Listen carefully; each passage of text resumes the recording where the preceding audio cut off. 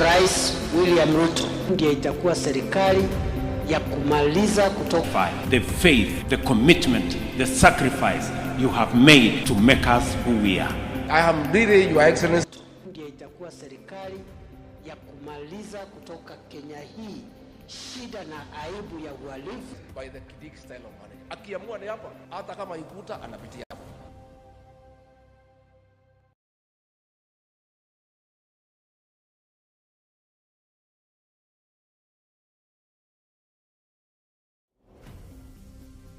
Serikali hii ambayo imeongozwa na Mheshimiwa Rais William Ruto ndiye itakuwa serikali ya kumaliza kutoka Kenya hii shida na aibu ya uhalifu na kutojali sheria. We have to work hard so that we can justify the faith, the commitment, the sacrifice you have made to make us who we are. I am really, Your Excellency, very impressed by the Kidik style of management. Akiamua ni hapa, hata kama ikuta anapitia hapa.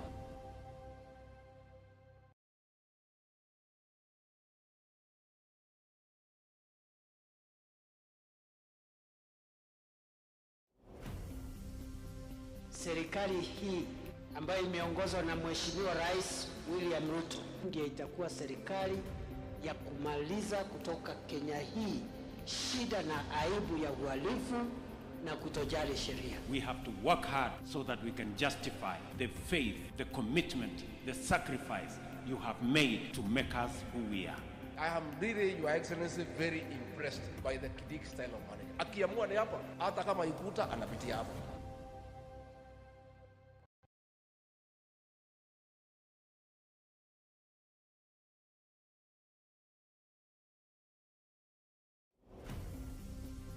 Serikali hii ambayo imeongozwa na Mheshimiwa Rais William Ruto ndiye itakuwa serikali ya kumaliza kutoka Kenya hii shida na aibu ya uhalifu na kutojali sheria. We have to work hard so that we can justify the faith, the commitment, the sacrifice you have made to make us who we are. I am really, Your Excellency, very impressed by the Kidik style of management. Akiamua ni hapa, hata kama ikuta anapitia hapa.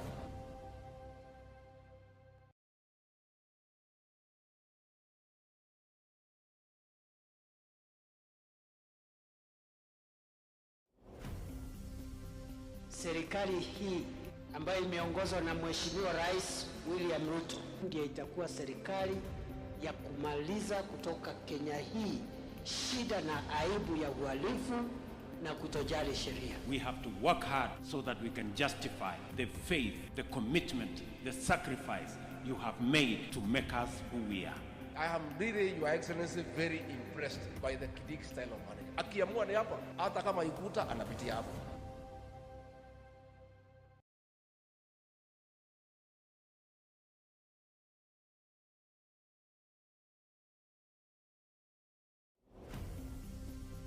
Serikali hii ambayo imeongozwa na Mheshimiwa Rais William Ruto ndiye itakuwa serikali ya kumaliza kutoka Kenya hii shida na aibu ya uhalifu na kutojali sheria. We have to work hard so that we can justify the faith, the commitment, the sacrifice you have made to make us who we are. I am really, Your Excellency, very impressed by the Kidik style of management. Akiamua ni hapa, hata kama ikuta anapitia hapa.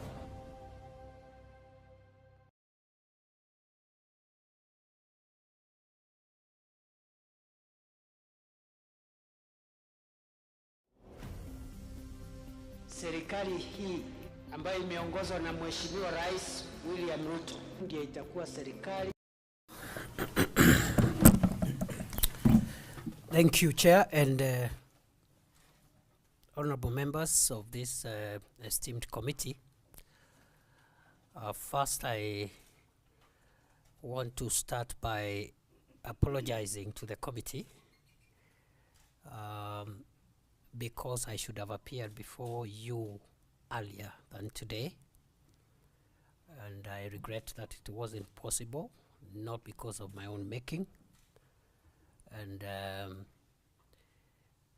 as is required of me under the Constitution and the law, the business of Parliament and its committees is paramount, And therefore, Chair, we'll make sure that going forward that we will not have a situation where it takes a little longer before I appear. But I apologize because the country has been going through a number of challenges. It has not been very easy for us to be able to look at the overall and manage the overall security situation of the country because of the threats that we've been experiencing. So I really apologize that I should have come earlier. Number two, Honorable Chair and members, I also want to say that I have noted the concern of the committee on our speed of communicating with the committee. And on behalf of all my colleagues in the ministry, I want to commit that going forward we shall be a little more careful to make sure that we respond to the inquiries of the committee and Parliament generally in good time. Having said so, Honorable Chair, it's a pleasure for me to appear before you. As a retired parliamentarian, it's always a good experience to have a taste of a parliamentary environment, even if it's for a few minutes, before I go back to my my new territory. Chair, I have been asked to appear before you and make some submission or statement on a number of issues, and I want to be as quick as I can. The issues that I've been asked to discuss or to give a statement to this committee about relate to recruitment, confirmation, promotions, transfer within the National Police Service. Who does it? Is it the Inspector General of Police? Is it the National Police Service Commission? And I have also been asked to delineate the roles of those two institutions, namely the IG, the Office of the IG, and the Commission, and also the role of the Cabinet Secretary. And I think I'll go straight to the legal issues. Then after that, I'll answer the question which you asked about some letter. I don't know whether I've seen the letter, but about a letter saying certain things. I'll answer that question. Honorable Chair, you have correctly highlighted that the relevant law is first the Constitution, and in particular Article 245 and 246, when it comes to the role of the IG and the role of the National Police Service Commission. But also there is legislation, namely the National Police Service Commission Act and the National Police Service Act. And for those who are staffers or personnel who are not uniformed,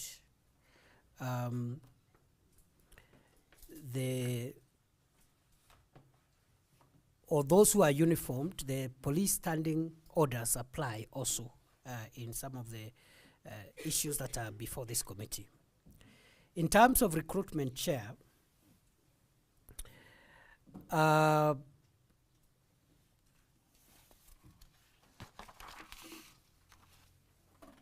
start with the 246.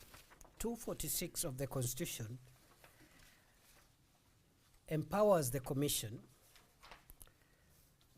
to deal with matters of recruitment for all positions within the service, within the National Police Service, including vacancies for specialist positions and civilians. Therefore, the starting point to understand the issue before us is that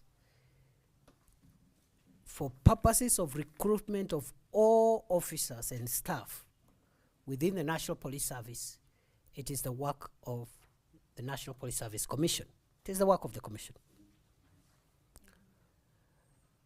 However, the National Police Service Commission, like other independent Chapter 15 commissions, may delegate certain powers to authorized persons who act on behalf of the commission. And the best commission that can be compared to what the National Police Service Commission does is the Public Service Commission, which is an employing commission. You know, the Public Service Commission is also, the Public Service Commission is an employing commission, just like the Police Service Commission. Now, what the Public Service Commission does is that it delegates certain of its responsibilities to authorized state and public officers. In many cases, you will see, for example, some of the powers of the Public Service Commission are exercised by principal secretaries on behalf of the Commission in matters human resource. And that is allowed when the Commission issues what is known as a delegating instrument, which delegates some of the functions to some specified officers who does that on behalf of the Commission. Now, as we speak, the recruitment of constables, the promotion of corporals, sergeants, in fact, all the way to just below Superintendent of Police, which is Chief Inspector. It is done by the Inspector General on behalf of the National Police Service Commission. And there's a reason for that. Because these are junior officers who populate most of the operational places of work within the service. However, the power of the IG in terms of officers up to that level are delegated powers.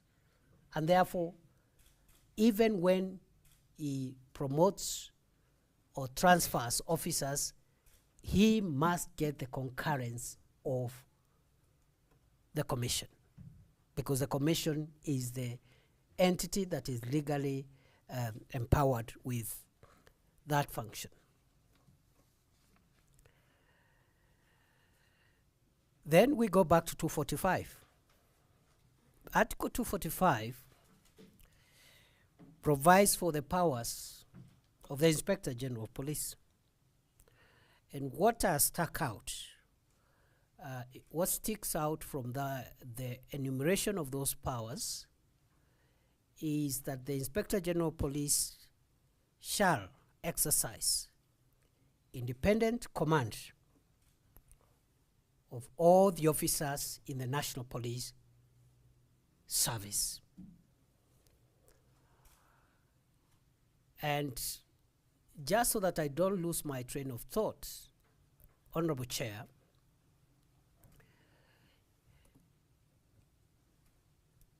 at the moment,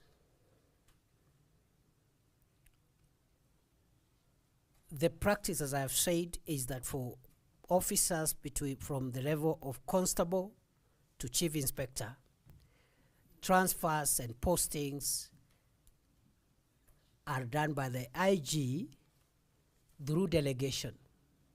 But I know there have been some issues between the Commission and the Inspector General about that delegation. With one side, the Inspector General believes that it doesn't require the delegation. The Commission, on the other hand, believes they must delegate that power. So from where I sit and my understanding of the Constitution and how employing commissions like the Police Service Commission works is that the delegation instruments is required to make sure that what the IG does on behalf of the commission is within the law. Of course, for promotions of ranks from superintendent or police and above, all the way to commissioner of police, because beyond commissioner of police, not commissioner of police, all the way up to senior assistant inspector general. The promotions are done by the National Police Service Commission itself, but on recommendations or putting into consideration the recommendations of the Inspector General of Police. And the reason is simple. The reason is, whereas the human resource function is vested on the National Police Service Commission, the operational wherewithal to be able to decide which officer, in terms of operations, merits to be considered for recommendation, the first instance of that determination must rest with the commander of an armed organization. Because the parameters of assessment are largely operational competencies and capabilities. And therefore, what is required, if you, in my humble view, and I've made these views known to both the Commission and the Inspector General when they were squabbling in public, I made it clear that whereas the Commission has the powers, receiving recommendations on promotions and transfers from the Inspector General is the right thing, and it's actually what should happen, especially when dealing with an armed agency which deals with operations, so that they come as recommendations, but they will not have force of law until the Commission sits and either agrees or disagrees with those recommendations. So you can have both, where the IG has some suggestions on which officers he thinks should be posted somewhere, should be promoted to whatever rank, but the Commission must give the legal authority because of the dictates of the Constitution. What we have had in the past is a standoff on one side, the Commission taking the high ground and saying the IG has no powers. On the other hand, the IG also taking the high moral ground and the high road and saying that it is his job. And both parties are wrong. Both parties are wrong. And it is not impossible for both parties to work together for the outcome which is constitutionally sound, in my view. It explains to us the reason why the Constitution has placed the Inspector General and his two deputies as members of the Commission. They are not just there for any other reason. They are there because the initial recommendation, the initial technical documents for consideration by the Commission, especially on transfers and promotions, should come from them. They are the technical people, but they must defend their recommendations in the Commission, and if the Commission disagrees with them, they lose out. But if they agree, as it should, if you ask me, because you cannot have someone commanding an armed organization and he has no say which officer is suitable in dealing with a certain threat and which one is not possible. So both I think the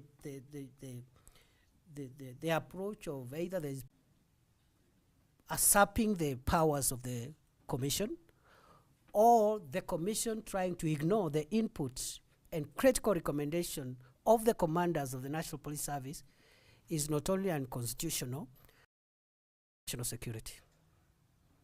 When the two offices were quarreling, the Commission and the IG, I was able to call them in my role as the strategic sector leader on policy issues on national security. And I made it clear that they must find a way of working about it. The input of the Inspector General and his deputies is critical, and so is the legal authorization and approval by the Commission.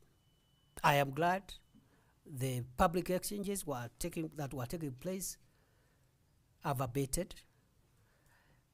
I am glad that increasingly I've been informed that Commission meetings have taken place in the presence of the Inspector General and his deputies, which was a problem that time. In fact, I made it clear to both the Commission and the IG that the conduct that the country was witnessing between those two senior agencies of our national security were impeachable conducts, and either of them could be subjected to and violation of the Constitution. I am very happy that that noise is not there, and I want to commend National Police Service Commission and the Inspector General for finding tension in terms of constitutional legitimacy and the delineation of functions and powers between the Commission and the Office of the Inspector General. Whatever differences that were playing out are artificial and they are unwarranted.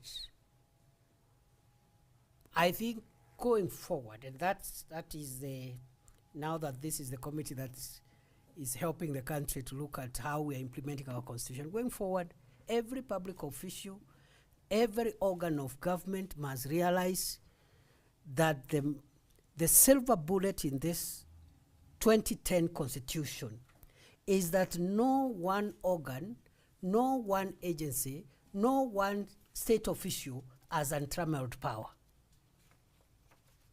The checks and balances, you must live with others. Nobody has powers to do everything. But on the other hand, nobody has no powers to do anything. And that is the magic in this Constitution. So the input, for example, of the IG in recruitment, the recommendations of the IG and the service commanders in transfers, in promotions, is critical because they are the people who can vouch for the operational competencies of armed officers. But on the other hand, the legal oversight and authority of the Commission is mandatory, and therefore an attempt by the commanders of the National Police Service to perform functions outside the law is also something that is not countenanced by the Constitution. I have been also asked to comment on the role of the Office of the Cabinet Secretary responsible for interior or internal security. And first, Article 245, the ones that speaks about the Inspector General. Paragraph 4 provides that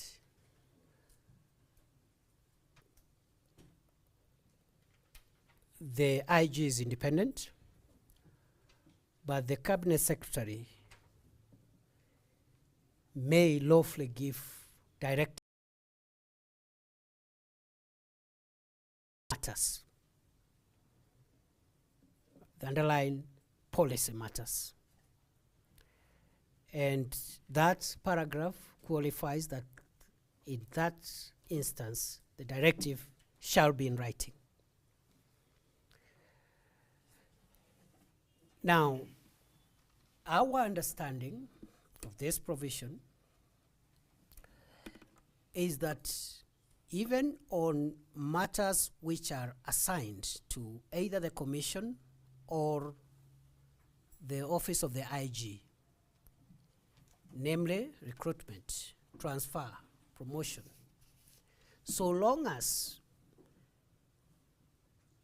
there are policy issues around recruitment, transfer, promotions, the Cabinet Secretary has a role to give strategic policy decision even on those matters that are allocated to either the Commission or the IG. In other words, it is our view that the Cabinet Secretary is the sector driver for policy on recruitment, transfer, promotion, but generally, in fact, our understanding is based on the same article that I've quoted. You will find, if you look at it carefully, that it says that the same paragraph, it says, no person may give the Inspector General of Police any directives on the transfer, promotion, etc., of any particular officer, on investigations of any particular person. So there is the use of the singular there. In other words, the Cabinet Secretary cannot direct the Inspector General, transfer this officer, promote officer Y, cannot give directives.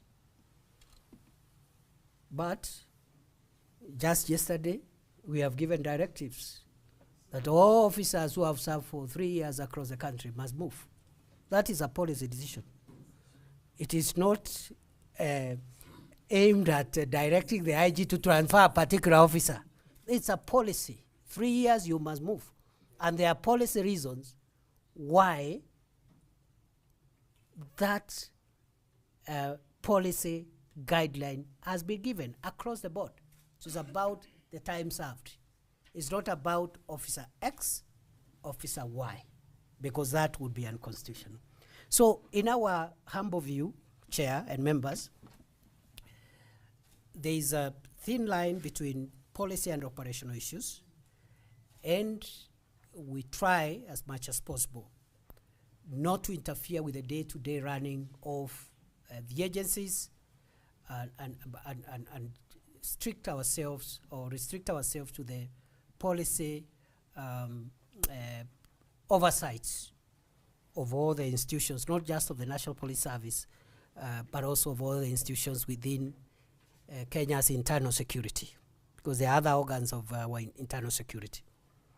Allow me also to add, within the National Police Service Act, there are further functions.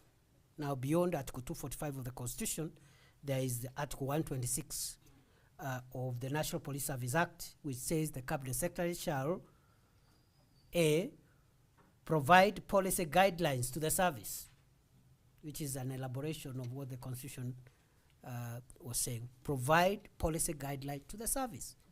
And policy is policy.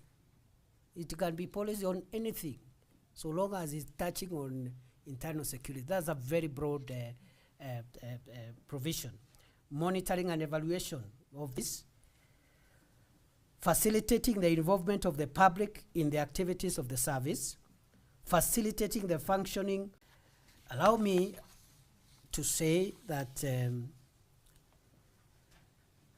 for the Inspector General, his functions are captured beyond the broad powers in Article 245 of the Constitution. The functions of the Inspector General of Police are captured in Section 10 of the National Police Service Act, which says, I think it's Cap 1, his powers and functions include implementing, coordinates all police operations, recommend to the Commission and county policing authorities the distribution and deployment of officers. Now, what I was talking about, the input of the IG, in recruitment, promotions, transfers has been captured in this section 10 because it says recommend to the commission. Recommend to the commission the distribution and deployment as above the rank of superintendent. In my view, because this should be the IG to make a decision, of course with the concurrence of the commission, when there is a delegated instrument, an instrument of delegation. Above the rank from superintendent and above, the recommendation is done to thereof by the commission. So the functions are there: determine the distribution and deployment of officers in the service in the rank of superintendent and below. Determine the distribution and deployment of officers of the service in the rank of superintendent and below. Organize the service at national level into various formations, units, and components. Wide-ranging powers, very sweeping powers, and for good reasons, so that you can hold the IG accountable for the operational efficiency or lack thereof of his troops. And I think as Kenyans, we must be comfortable that all these offices are created with a reason. One, you will see the IG has a lot of powers. The IG cannot be directed by anybody except it's a policy issue. But in return, the IG's functions are again circumscribed by his deference to the commission when it comes to promotions, recruitment, as provided for. So the list is there in my written statement of the various powers and functions of the Inspector General of Police, Section 10 of the National Police Service Commission, National Police Service Act. Therefore, allow me as I end, Chair, to say, first and foremost, I have a good working relationship with the National Police Service Commission and the Inspector General of Police. So far, I have not experienced any challenges working with either. But in the past, there was those tensions, legal tensions, between the commission and the IG's office.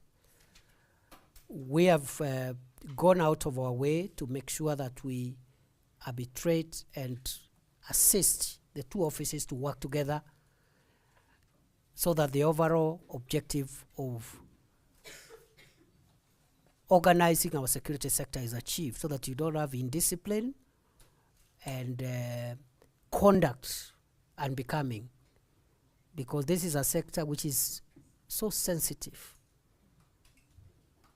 It is so sensitive that any misconduct could have grave consequences to the security of the country. Outside the KDF, all the other weapons that are used lawfully and for the protection of the country are in the hands of the National Police Service. So we have, I'm happy that there has been a lot of improvement, and these are institutional. My advice, even to myself, is that this constitution has made it possible, or made it, that's why you see even presidential decisions, unlike before, are subjected to the approval or checkmating by other institutions, either parliament or the judiciary. And therefore, the tension between of our country and the law, in my view, has not created any ambiguities. The commission has a very, very strong and extensive mandate, which must be respected by the IG, and the input of the IG as the professional head of the National Police Service must also count for something and must matter. In fact, I dare say, if the Commission and the National Police Service, it is our view, and we stand to be persuaded different. It is our view, and we stand to be persuaded differently, that the reason why goes on to say that after giving so much power on those organs,